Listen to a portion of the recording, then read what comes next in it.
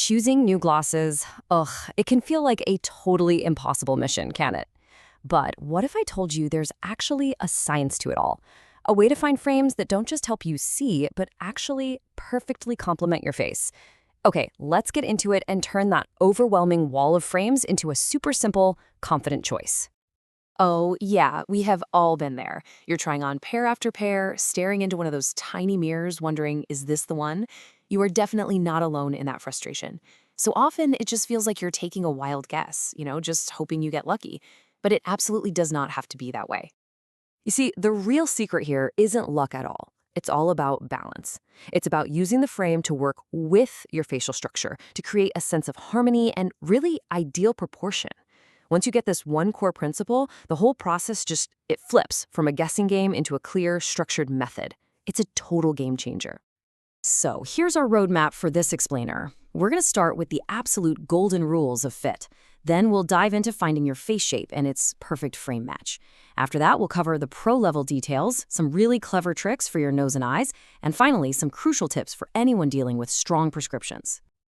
Okay, first up, the golden rules of fit. Before we even think about styles or what's trendy, we have to understand these four fundamental pillars. These are the things that make or break how a frame actually sits on your face. Get these right, and trust me, you're already halfway there. Let's break these four pillars down. First, width. The frame should line up with the widest part of your facial bones. We're talking bone structure, not just your skin, to keep everything in proportion. Second is depth. This is all about contrast. A deeper, taller frame can make a long face look shorter, while a narrower one can make a wide face look longer. Third, color. Darker, solid frames create a really strong line that shortens the face, while lighter colors, especially on the top rim, draw the eye up, creating length. And finally, the temple, where those arms connect to the front. That spot acts as a really important dividing line on your face. So you can see exactly how this works in practice. If you want to make a long face seem a bit shorter and more balanced, you'd go for a deeper frame, a dark, solid color, and a low temple attachment. See how that low attachment basically cuts the face in half horizontally? Now, to add length to a wider face, you just do the exact opposite. A narrower frame, maybe a lighter color on top, and a high temple attachment to pull the eye upward. All right, with those fundamentals locked in, let's build on them. We are moving on to the part everyone's always waiting for, matching your frames to your specific face shape. This, right here, is where the real magic happens. And the number one rule here is so simple. Opposites attract. The whole goal is to pick a frame shape that contrasts with your face shape. So if you have a really angular face with a strong jawline, you'll want to look for softer, rounder frames to create balance. And if you have a very round face, you'll want frames with more angles to add a bit of definition. Simple, right? This chart just lays it all out perfectly. If you have an oval face, congratulations, you kind of hit the jackpot. Almost any style is going to work for you. For a long or oblong face, the goal is to shorten it, so to use those deep frames and low temples we just talked about. For a wider, round, or square face, you do the opposite. You want a narrow frame and high temples to create that illusion of length. If you have a triangular face, you need to add some width up top, so those upswept shapes are perfect. And for an inverted triangle, you want to minimize the width at the top, which makes rimless or light metal frames a fantastic choice. Let's just zero in on that length versus width thing one more time, because it's such a powerful tool. For a long face, a deep frame literally takes up more vertical real estate, which makes the face appear shorter. For a wide face, a narrow frame adds that vertical line, and those high temple arms pull everyone's gaze up. It's all about creating illusions by telling the eye where to go. Okay, you've got the fit down, you know your shape. Now it's time for the pro-level adjustments. These are those subtle little details that take a choice from being just good to being absolutely perfect.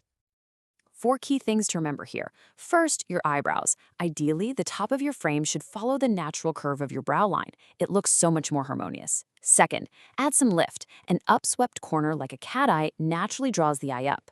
Third is frame weight. You want to match the thickness to your features. Bolder, heavier frames for stronger features, and more delicate frames for finer features. And finally, a great rule of thumb, if you're ever stuck between two frames, go with the lighter weight one. It's almost always the better choice. And now for some truly clever optical illusions. We're going to focus on one of the most powerful and honestly most overlooked parts of your glasses, the bridge.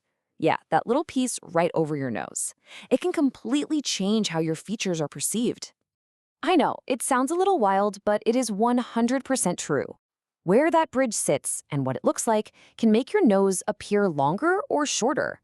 It is an incredible little bit of design magic. So here's the trick.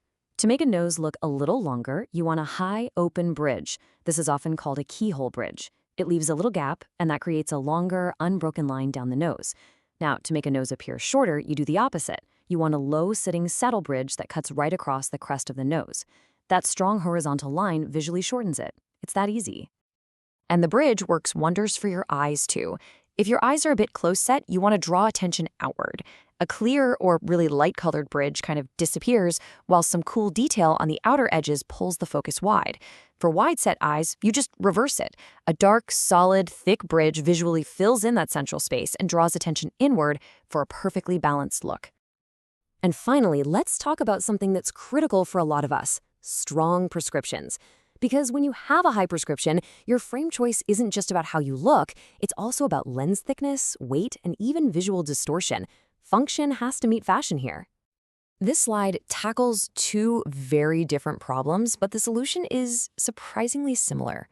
For high-minus wearers, that's for nearsightedness, your lenses are thickest at the outer edges. So by choosing smaller, rounder frames, you're literally just cutting away that thickest part of the lens. Now, for high-plus wearers, farsightedness, the lenses are thickest in the center. And once again, smaller, rounder frames are your best friend because they reduce that center thickness, the overall weight, and that bug-eye magnification effect.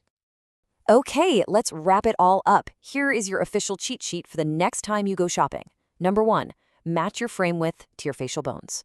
2, opposites attract. Contrast your face shape with your frame shape. 3, use that bridge to lengthen or shorten your nose. 4, go for rounded corners if you have a strong prescription. And finally, number 5, if you are ever stuck, just go with the lighter frame. It's almost always the right call. And that really is the whole point.